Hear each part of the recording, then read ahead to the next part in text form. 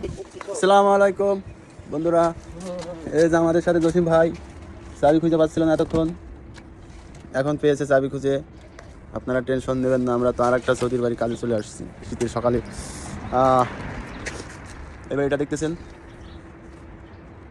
এটা কাজ করবো, যখন কাজ করার পর দেখবেন একদম পুরো নতুন হয়ে গেছে, নতুন মনে হবে যে শোরুম থেকে গাড়ি কিনে আনছি। এবার এটা আমরা নতুন করবো, নতুন করতে আসছি।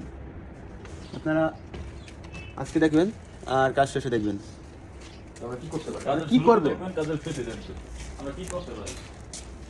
আমরা 3টা লোক দেখবেন এই বাড়িটাকে ঝকঝকা বানাই দেবো। দেখেন আমরা যা কথায় যেটা বলছি কাজও সেটা করে দেখাইছি।